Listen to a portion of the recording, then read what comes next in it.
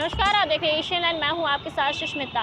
हाल ही में ज्ञानेंद्र सिंह ज्ञानू का जिस तरीके से अपनी ही पार्टी के ऊपर नेताओं पे ऊपर टिप्पणी करते हुए नजर आए थे, उसी टिप्पणी पर एक बार फिर से नवल किशोर यादव ने अपना बयान जारी किया है। सबसे पहले हम आपको कुछ वीडियो दिखा रहे हैं नवल किशोर यादव का, जरा सा वीडियो में सुनिए कि क्या कुछ बोल रहे हैं। ये इल्जाम लग रहा है, जब से आपने भी ज्ञान सिंह ज्ञानू पर कहा था, उन्होंने कहा है कि नवल किशोर यादव एमएलसी हैं, जो भी हैं, इतनी हैसियत उन लोगों की नहीं हो गई है बोलने की। ज्ञानू जी किसी की हैसियत के बारे में चरित्र न लिखे, उनकी अपनी हैसियत है, वो अपने हैसियत में बात करें और हैसियत वाले आदमी का दूसरे की हैसियत नहीं आंकते हैं। और ज्ञानू जी का जो चरित्र है वो मेरा चरित्र नहीं है। मैं पार्टी का वर्कर हूँ और मैं बुद्धिजीवियों के बल पर मैं जीत के आता हूँ। मैं कोई दलाल नहीं हूँ, मैं किसी का तलवा सहलाने वाला नहीं हूँ, किसी का पीतदानी उठाने वाला नहीं हूँ और किसी के सामने दांत निपोड़ के और हाथ पसार के भीख मांगने वाले नहीं हैं। उनके पूरे कैरेक्टर को जानते हैं, उनको होशो हवास में रहने की ज़रूरत है। इसलिए ज्ञानू जी क्या कहते हैं, और ज्ञानू जी ऐसे लोगों को, दलाल लोगों को नवल यादव नोटिस नहीं लेता और भारतीय जनता पार्टी भी नोटिस नहीं लेती। शराब माफिया से आपके नाम जोड़ने के बाद कह रहे हैं, बोला है कि शराब माफियाओं से आपके साठगांठ है। आपने जमीन कब्जा किया। मैं तो एक ऐसा आदमी हूँ कि मैं आज तक जीवन में न मांस खाया, न अंडा खाया, न मछली खाया, न शराब पिया। शराब माफिया उनके कह देने से उच्चरित्र नहीं लिखते हैं कि कोई शराब माफिया हो जाएगा और उनके कहने से कि कोई ज़मीन दखल करता है। हमको अपना जो ज़मीन है वो 7 पुश्तों के लिए काफ़ी है। मैं कोई आनंदपुरी से आज जो यहाँ चोरी के गाड़ी पर घूम रहे हैं, मैं कोई चोरी के गाड़ी पर और किराएदार के रूप में रहने वाले आदमी आज जो लंबी लंबी बात कर रहे हैं, उनके यहाँ से लेके पूरे घर तक का मैं इतिहास जानता हूँ। और उन्होंने एक बात और कही है कि आनंद सिंह ने मुझे खदेड़ा है। इस बिहार में किसी माँ ऐसा कोई शेरनी नहीं है जो पैदा किया हो बेटा को, जो नवल यादव के सामने आंख मिला के और हाथ उठा के बात कर ले। ज्ञानू ऐसा, हम पलमरुआ नहीं हैं, हम दलाल नहीं हैं। ये सूत के कमाने वाले और बैठ के खाने वाले लोग नवल यादव के व्यक्तिगत चरित्र पर कोई प्रहार नहीं करते। मैंने तो इसलिए कहा था कि आप जो कहते हैं कि नीतीश कुमार बेहतर हैं, सुशील मोदी बेहतर हैं, आपको नीतीश कुमार ने वही टिकट दिया था जो लभरी आनंद ने थूक दिया था, लेने से इनकार कर दिया था। वो थूका हुआ टिकट आपको नीतीश जी ने दिया था। आप नीतीश जी के साथ थे, आप नीतीश जी को झटका देके, आपने धोखा देके और आप चले गए जीतनराम मांझी को मुख्यमंत्री बनाने के लिए, मंत्री बनने के फेरा में। आप भारतीय जनता पार्टी में आ गए।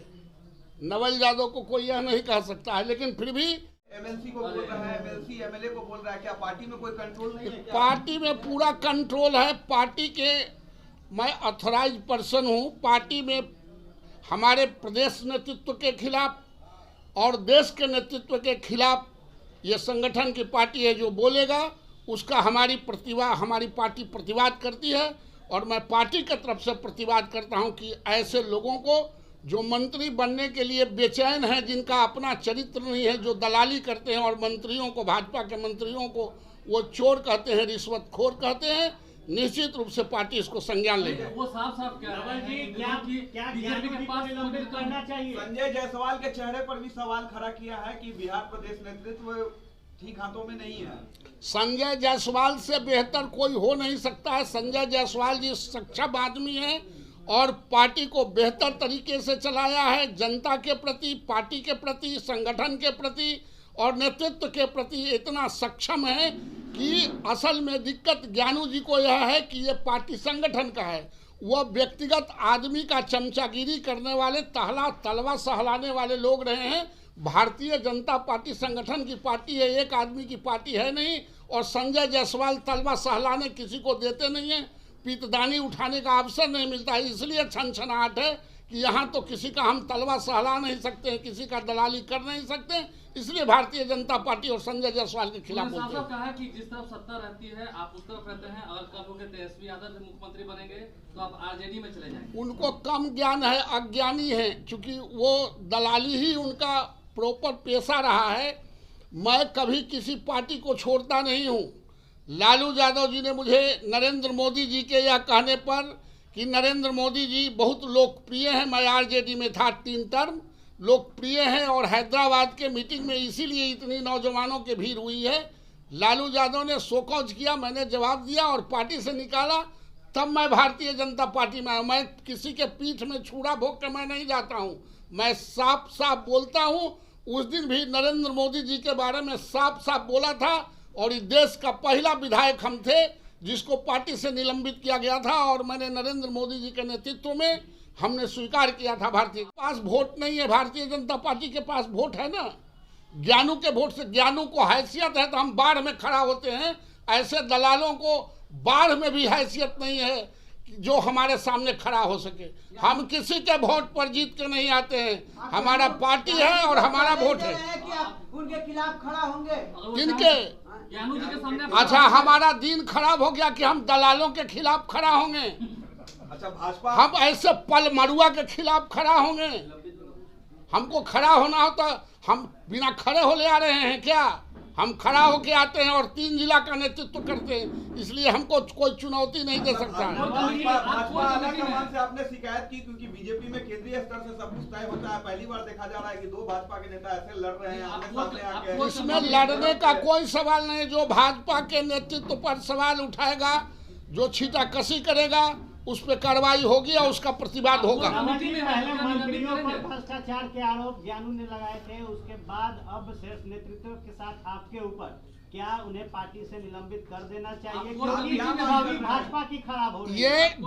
ये जो निर्णय है किसको पार्टी में रखना है, किसको निकाल देना है, ये नेतृत्व का काम है। हम किसी के पावर को और किसी के अधिकार को हम चुनौती नहीं दे सकते, इनक्रोच नहीं करते हैं। अध्यक्ष अपना विचार करेंगे कि हमको दलालों को रखना है या दलालों को साइड करना है। जैसा कि आपने वीडियो में सुना कि नवल किशोर यादव का कहना है कि हमारी पार्टी नेतृत्व करती है, अगर हमारे पार्टी के नेतृत्व पे अगर कोई उंगली उठाता है तो उसे सख्त से सख्त कार्रवाई होगी। और उन्होंने ये भी कहा कि जिस तरीके से ये टिप्पणी कर रहे हैं वो एक खुद किस तरीके के लोग हैं, जिस तरीके से बीजेपी पे उंगली उठा रहे हैं, बीजेपी के नेताओं को कह रहे हैं घुसखोर, वो खुद कैसे हैं ये पहले अपने चरित्र को देखें। और भी उन्होंने क्या कुछ कहा ये तो आपने सुना ही। बिहार के ऐसे ही तमाम छोटे बड़े अपडेट्स के लिए बने रहे एशियन लाइन के साथ।